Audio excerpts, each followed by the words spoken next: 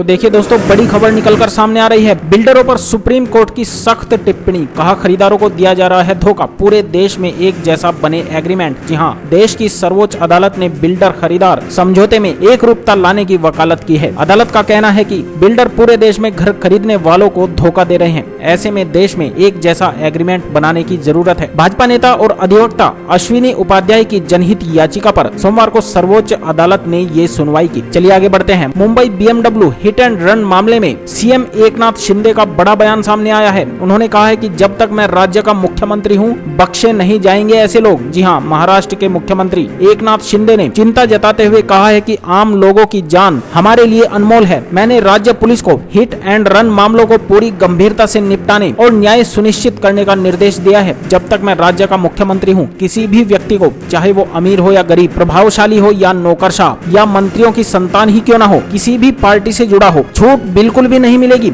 अन्याय के प्रति मेरा नजरिया जीरो टॉलरेंस का है। चलिए आगे बढ़ते हैं। भाजपा विधायक के बिगड़े बोल, कहा जिसने वोट नहीं दिया उसका काम मैं बिल्कुल भी नहीं करूंगा। सांसद चंद्रशेखर के लिए भी कह दी बड़ी बात। जी हां, नेहटोर विधानसभा सीट से भाजपा विधायक ओम कुमार ने कहा है कि जिसने वोट नहीं दिया है अब उसका काम मैं बिल्कुल नहीं करूंगा। इसके अलावा उन्होंने सांसद चंद्रशेखर पर भी निशाना साधा है दोस्तों, और कहा है कि कुछ लोग कावड़ यात्रा के लिए बयान दे रहे हैं, हम कावड़ यात्रा का सम्मान करेंगे। उन्होंने कहा कि कुछ लोगों ने संविधान को खतरे में बताकर जनता को गुमराह किया है। भारत का संविधान दुनिया में सबसे मजबूत है। चलिए अगली खबर जान लेते हैं। सुप्रीम कोर्ट से ममता बनर्जी को बड़ा झटका। जी हां, सुप्रीम कोर्ट ने ममता सरकार को बड़ा झटका दिया है। संदेश खाली हिंसा की सीबीआई जांच पर नहीं लगाई रोक। जी हां, पश्चिम बंगाल की ममता बनर्जी सरकार को सुप्रीम कोर्ट से बड़ा झटका लगा है। शीर्ष अदालत ने बंगाल सरकार की उस याचिका को खारिज कर दिया है जिसमें कोलकाता हाईकोर्ट के फैसले को चुनौती दी गई थी। हाईकोर्ट ने अपने फैसले में संदेश खाली में महिलाओं के यौन शोषण और जमीन हथियाने और राशन घोटाले से जुड़े सभी मामलों में सीबीआई जांच का आदेश दे दिया है। चलिए अगली खबर की ओर बढ़ते हैं। असम में बाढ़ की स्थिति हुई गंभीर, 28 जिलों में करीब 23 लोग हो गए प्रभावित। जी हां, और इसी के साथ 131 जानवरों की भी हो गई मौत। जी हां दोस्तों, असम में बाढ़ के कारण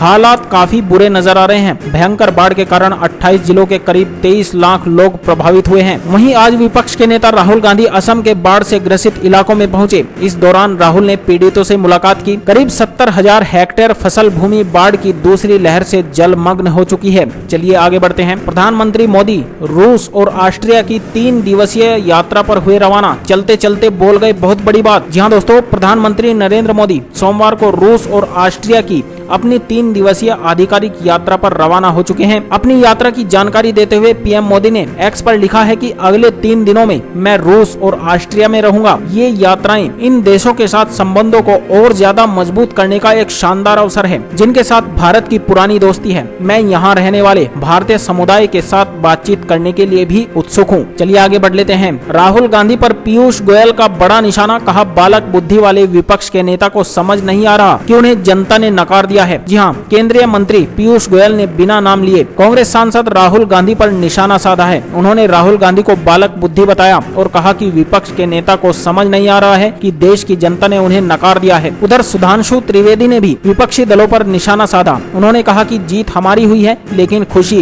विपक्ष मना रहा है। चलिए जान लेते हैं अगली खबर। भारी वर्षा से देश के कई क्षेत्रों में बिगड़े हालात। उत्तराखंड में भारी बारिश का रेड अलर्ट। 4 धाम यात्रा स्थगित होने से 2500 तीर्थयात्री फंस चुके हैं। जी हां, लगातार हो रही वर्षा से देश के कई इलाकों में हालात बिगड़ चुके हैं। उत्तराखंड में भारी वर्षा के अलर्ट को देखते हुए रविवार को 4 धाम यात्रा स्थगित रही। यदि मौसम सही हुआ तो यात्रा फिर से शुरू हो जाएगी। चलिए आगे बढ़ते हैं। हाथरस हादसे पर राहुल गांधी ने लिखी मुख्यमंत्री योगी आदित्यनाथ को चिट्ठी। मुआवजे की राशि बढ़ाने समेत सीएम के सामने रखी है मांगे। जी हां, राहुल गांधी ने यूपी के सीएम योगी आदित्यनाथ से हाथरस भगदड़ में मारे गए लोगों के परिवार के लिए अधिक मुआवजा और तत्काल सहायता की मांग की है। उन्होंने घटना में उचित उपचार और पारदर्शी जांच की आवश्यकता पर भी जोर दिया। दरअसल 2 जुलाई को हाथरस हादसे में 120 लोगों की मौत हो चुकी है। घटना के बाद राज्य सरकार ने पूरे मामले की न्यायिक जांच के आदेश दे दिए हैं। वहीं पीएम मोदी व राज्य सरकार दोनों ने ही हादसे के मृतकों को 2-2 लाख रुपए और घायलों को 50-50 हजार रुपए देने का ऐलान किया है। चलिए आगे बढ़ते हैं। बजट के बाद मिलेगा सस्ता होम लोन, क्या है वित्त मंत्री से घर खरीदारों की उम्मीदें। जी हाँ, घरों के दाम जिस बेहिसाब तरीके से बढ़ रहे हैं और आम जनता की कमाई उस रफ्तार का मुकाबला नहीं कर पा रही है। खासकर कोरोना के महामारी के बाद से घरों की कीमतों में भारी उछाल देखने को मिला है।